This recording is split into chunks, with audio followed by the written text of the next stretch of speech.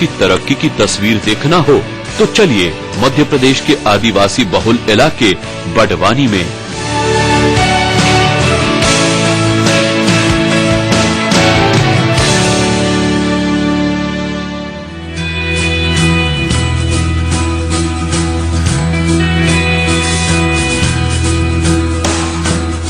बड़वानी जिले के अंजड़ गांव के रहने वाले जयदेव पाटीदार न केवल मध्य प्रदेश के लिए बल्कि देश के किसानों के लिए भी मिसाल बन चुके हैं।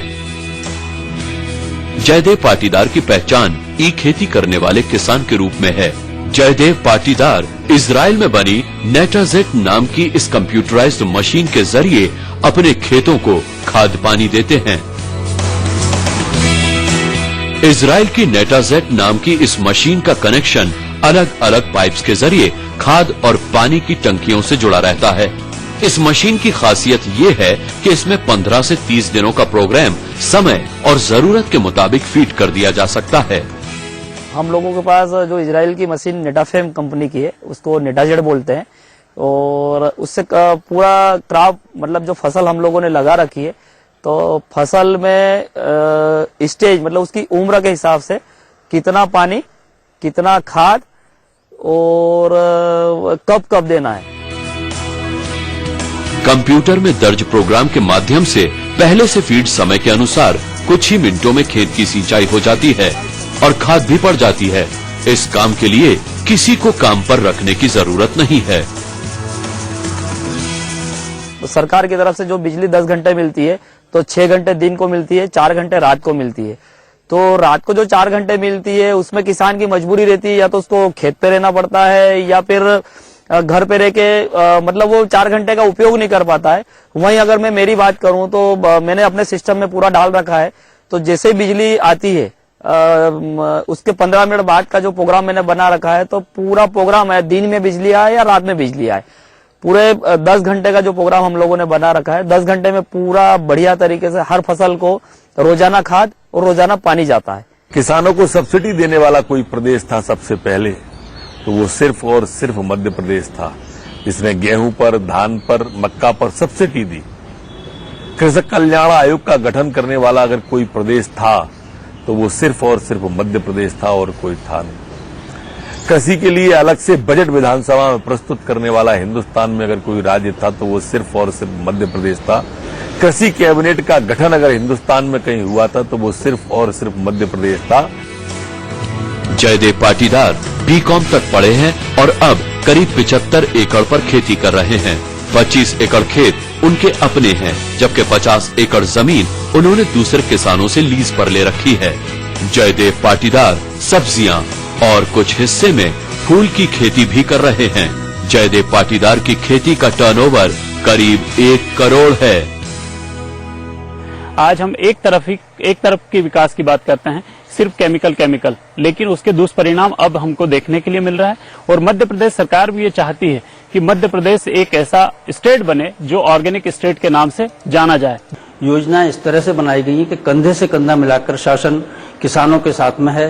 जैसे अगर मिट्टी की तैयारी से लेके खेत की कटाई और कटाई के बाद तक जहां जहां किसान को आवश्यकता होती है अनुदान की, जहां जहां किसान को आवश्यकता होती है आर्थिक मदद की, वहां पर किसान को कोई ना कोई योजना के माध्यम से शासन स्तर पर इस तरह की योजना है कि उनको किसानों को एक सपोर्ट और उनको एक सहारा मिलता है। केंद्रीय सांख्यिकी संगठन के मुताबिक मध्य प्रदेश में आर्थिक विकास की दर 10.19 है, जो देश में सबसे ज्यादा है। मध्य प्रदेश की आर्थिक तरक्की में सबसे बड़ा योगदान कृषि का है। किसान के लिए बनाई गई योजनाओं की मदद सही समय पर मिल रही है, जिससे प्रदेश के किसान खुशहाल हैं और कृषि वृद्धि दर डबल डिजिट छूने लगी है। एक ही दिन है, एक ही जुनून है, एक ही जज्बा है। मध्य प्रदेश को पिछड़ा नहीं रहने देंगे। हिंदुस्तान के नंबर 1 का राज्य बनाकर ही चैन की सांस लेंगे। और नंबर 1 का कब बनेगा तब जब सबसे बेहतर हम खेती करने का प्रयास करेंगे। आज हम नहीं कहते मेरे बहनों और भाइयों, आज जमाना कहता है कि कृषि विकास दर के मामले में अगर हिंदुस्तान में नंबर 1 कोई राज्य है तो वह राज्य अपना मध्य प्रदेश है। बहनों और भाइयों, मध्य प्रदेश सरकार खेती किसानी को लेकर कितनी जागरूक है, इसका पता इस बात से भी चलता है कि राज्य में कृषि के भारी यंत्रों पर 75% तक का अनुदान सरकार दे रही है। अब और कुछ लोगों से मिलिए। ये हैं रंजीत सिंह सिकरवार। कॉलेज में जूलॉजी के प्रोफेसर हैं, लेकिन जीव विज्ञान पढ़ाने के बाद जो समय बचता है उसे खेती में लगा देते हैं। मध्य प्रदेश सरकार ने पिछले कुछ साल में सिंचाई में जो काम किया है, इसका फायदा प्रोफेसर साहब भी खूब उठा रहे हैं। सरकार की योजनाएं तो एक बहुत अच्छे पवित्र उद्देश्य से आती हैं। खेत में हॉर्टिकल्चर, फलोद्यान, सोशल फॉरेस्ट्री, वर्मी कल्चर, ये जो मेरे फॉर्म में आप देख रहे हैं सर, ये सब चीजें लॉन्च हो जाती हैं तो वो आत्मा योजना के अंतर्गत उस फॉर्म को लिया जाता है। सरकार ये इंटरेस्ट था कि इस एनिमल में से पर्ल निकलता है जो जापान और चाइना कर रहे हैं, तो हम क्यों नहीं कर सकते। तो हमने कहा सर इसमें तो खर्चा बहुत आएगा, ये रिसर्च की चीज है। रिसर्च में क्या होता है सर, R&D लगती है, यानी होगा नहीं होगा। तो सिकरवार साहब ने लीड ली। मध्य प्रदेश में कृषि क्रांति सिर्फ बड़वानी तक ही सीमित नहीं है। मध्य प्रदेश सरकार की कृषि योजनाओं का फायदा खरगोन जिले के किसान भी जमकर उठा रहे हैं। खरगोन के करीब 1200 किसान जैविक खेती कर रहे हैं। इनमें 250 से ज्यादा तो ऐसे किसान हैं जो अपने खेतों को रासायनिक खाद और कीटनाशकों से पूरी तरह मुक्त कर चुके हैं। खरगोन के किसानों के लिए देसी बीजों का एक बीज बैंक भी बनाया गया है, जिसकी मदद से किसान आपस में निःशुल्क बीजों का आदान प्रदान भी करते हैं। खरगोन जिले में करीब 1000 से 1200 किसान जैविक विधा से ये खेती कर रहे हैं। तो हम लोग खेतों में जाके इनको देशी बीज भी उपलब्ध कराते हैं, क्योंकि जैविक खेती बिना देशी बीजों के हो नहीं सकती है। मध्य प्रदेश के किसान मानते हैं कि उन्हें प्रदेश सरकार की योजनाओं का अच्छा खासा फायदा हो रहा है। मध्य प्रदेश सरकार जैविक खेती के गुर सिखाने के लिए आत्मा प्रोजेक्ट के तहत किसानों को ट्रेनिंग भी दे रही है। जबलपुर का जवाहरलाल नेहरू कृषि विश्वविद्यालय जैविक खाद और जैविक कीटनाशक पर काम कर रहा है। वैज्ञानिकों की माने तो जैविक खेती से उत्पादन में बहुत ज्यादा अंतर नहीं आता। इससे पैदा अनाज सेहत और पर्यावरण दोनों के लिए अच्छा साबित हो रहा है।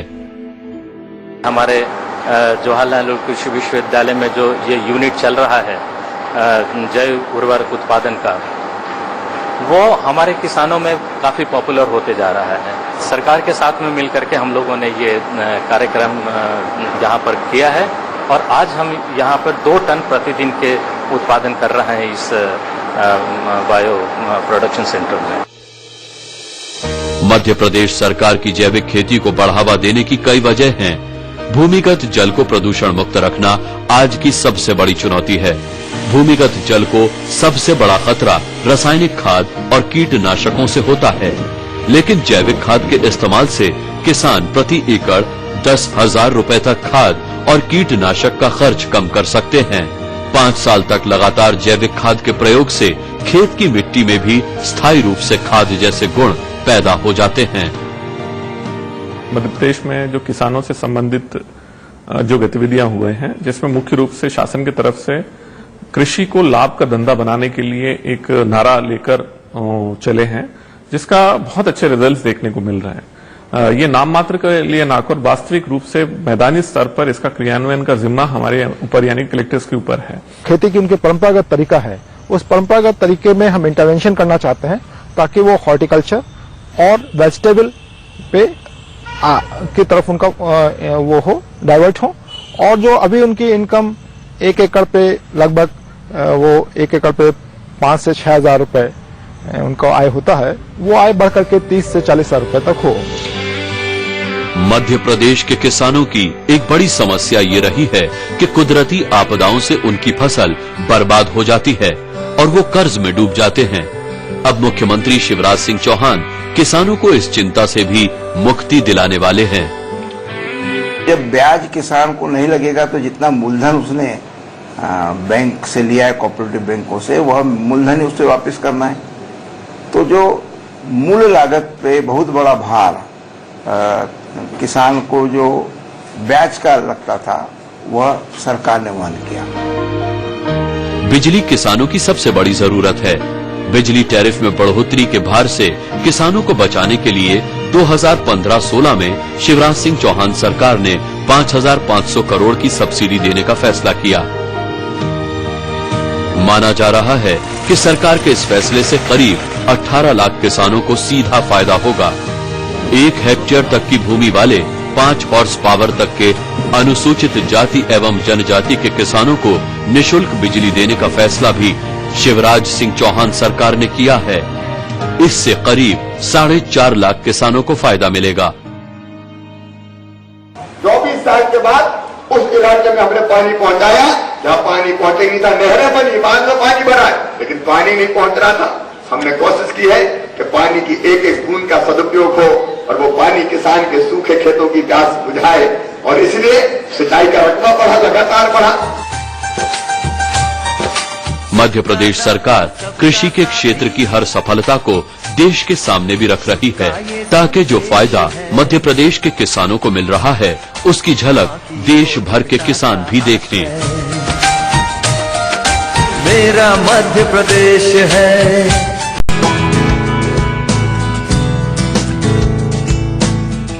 खेती में मध्य प्रदेश सरकार की योजना का फायदा उठाने वाले कुछ और किसानों से हम आपको मिलवाते हैं। कुछ किसान तो ऐसे भी हैं जिनकी काबिलियत के मुरीद खुद शिवराज सिंह चौहान सरकार है। ये वो किसान हैं जो मध्य प्रदेश के किसानों के लिए रोल मॉडल हैं। देश विदेश से आने वाले किसानों के दलों को प्रदेश सरकार इनसे मिलवाना नहीं भूलती। इनसे मिलिए। ये हैं मध्य प्रदेश के पिछड़े इलाकों में गिने जाने वाले डिंडौरी जिले के जसवंत जाट और उनके भाई बंसीलाल जाट। कई एकड़ खेत के मालिक होने के बावजूद कुछ साल पहले तक इन भाइयों की हालत ठीक नहीं थी। दोनों भाइयों के पास खेती के अलावा कोई दूसरा काम भी नहीं था। ऐसे में दोनों भाइयों ने ठान लिया कि अब खेती से ही अपना मुकद्दर बदलना है। दोनों भाई कृषि अधिकारियों से मिले और खेती में नया प्रयोग किया। जसवंत और बंसीलाल ने खेत में फसल की बुवाई, दवा का छिड़काव, बीज का चयन, बीजोपचार, एक एक बातों को समझा और उस पर अमल किया।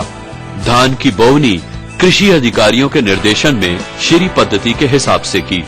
कुछ ही महीनों में दोनों भाइयों की मेहनत का नतीजा सामने आया तो आसपास के गांव के किसान भी दंग रह गए। जी प्रशासन से पुराने दादी डॉक्टरों को बुलाते हैं, बोलने से आ जाते हैं। जी कृषि विभाग से हमारे को जब भी हम बीटीएम को बुलाते हैं, एडीओ को बुलाते हैं, तुरंत हमारे पास आ जाते हैं और हमारी खेत की जो बीमारी को देख के हमारे को दवाई बताते हैं। उस तरीके से हम उनकी दवाइयों को डालते हैं। इसलिए हमारे को सही समय पर सही ढंग से डील करते हैं और हमारा उत्पादन बढ़ता है। मध्य प्रदेश सरकार से मिली मदद के दम पर जसवंत जाट और बंसीलाल जाट ने 1 एकड़ में 137 क्विंटल धान का रिकॉर्ड उत्पादन कर दिखाया। यही नहीं, 22 क्विंटल गेहूं भी उपजाया। बाद में बचे समय में इन दोनों भाइयों ने टमाटर और हरी मिर्च का बम्पर उत्पादन करके बता दिया कि अगर खेत में वाकई सही तरीके से मेहनत की जाए तो अच्छा खासा उत्पादन किया जा सकता है। दोनों भाइयों को अब बैंक भी कृषि लोन देने के लिए हाथ फैलाए रहते हैं। हमने इनको सब्जी के लिए भी लोन दिया, इसलिए अपने काम को बढ़ाते चले गए और हम इनकी सहायता करते चले गए। आज ये स्थिति है कि आज फसल देख रहे हैं आप कि डिंडोरी जिले में ऐसी फसल कहीं नहीं दिख रही है। डिंडोरी में आलम अब ये है कि आसपास के किसान भारी संख्या में जसवंत जाट और बंसीलाल जाट से मिलने आते हैं। मध्य प्रदेश सरकार की योजनाओं का फायदा कैसे ले सकते हैं, ये जानने।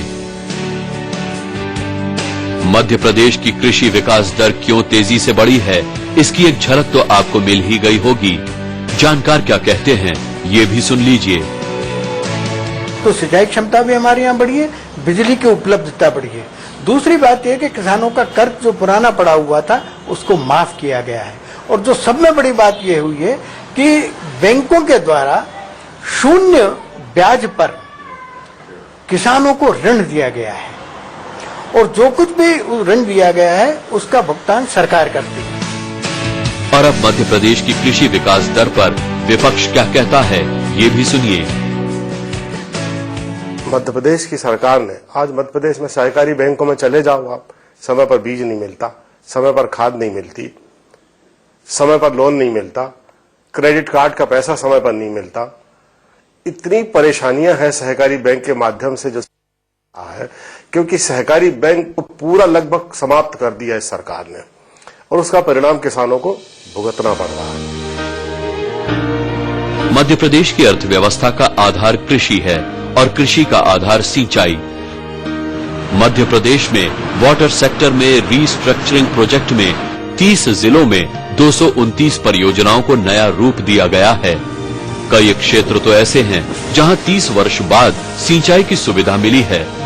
मध्य प्रदेश के किसानों को सबसे बड़ा फायदा शिवराज सरकार के नर्मदा और शिप्रा नदियों को जोड़ने के फैसले से मिला।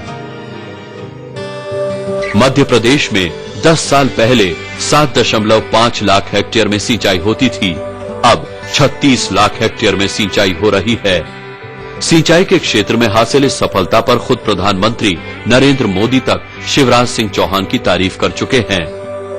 खाद्यान्न उत्पादन के क्षेत्र में शानदार प्रदर्शन के लिए शिवराज सिंह चौहान सरकार को अब तक 3 बार राष्ट्रपति से कृषि कर्मण अवार्ड मिल चुका है। वो मध्य प्रदेश जो कभी बीमारी चला, पिछड़ा प्रदेश मध्य प्रदेश, बीमारी प्रदेश मध्य प्रदेश, बीमारों का कलंक हमारे माथे पर लगा हुआ था। आप सबके सहयोग से बहनों और भाइयों गर्व के साथ मैं कहता हूं, हमने बीमारों के कलंक को मध्य प्रदेश के माथे से हटा दिया है। मध्य प्रदेश आज ऐसा राज्य बन गया है कि जिसकी विकास दर 1 साल नहीं, 2 साल नहीं, लगातार 7 सालों से दहाई में बनी हुई है, डबल डिजिट में बनी हुई है, 10 के आसपास बनी हुई है। मध्य प्रदेश के आदिवासी जिले धार पर नजर डालें। धार की दलहन और सब्जियों की मांग पूरे देश में है। किसान मानते हैं कि उनकी मेहनत और सरकारी योजनाओं का बड़ा फायदा हो रहा है।